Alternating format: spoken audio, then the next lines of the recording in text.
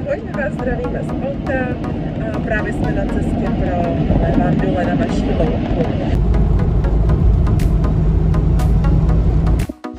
Tak už se pomalu blížíme, ještě jsme si udělali pauzičku na benzínce a jedeme vlastně do Brandýsa nad Labem, nebo přímo jako Brandýsu do firmy Pereny. Jsou to trvalky bez chemie, kde máme objednaných 600 kusů levandule lékařský od Rudy Hitchcock.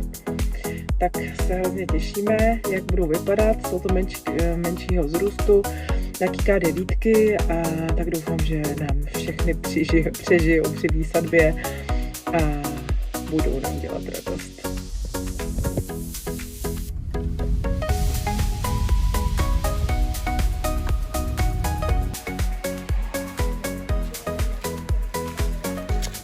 Tak po příjezdu do velkého obchodu tak se stal takový problém menší, protože Jirka volal a ptal se, jak budou ty bedny velký. Tak mu řekli úplně jiný rozměry, takže jsme jeli tímhle autem. A nám se to tam prostě nevešlo, že jsme to tam takhle museli narvat. Jeli jsme teda opatrně, ale jako teď to jdeme vybalit, protože no doufám, že to všechno jako přežije, no, že se nejsou tak moc polámaný. No ale úplně nám to zkazilo náladu, tak jsme se těšili. Tak levandule jsou u nás na místě a příště vám ukážeme, jak je budeme vysazovat. Tak jo, mějte se, ahoj.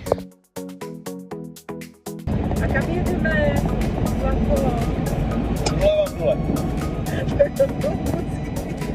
Kam jedeme? Jedeme někam k Brandýsu. Brandýsu nad Labem.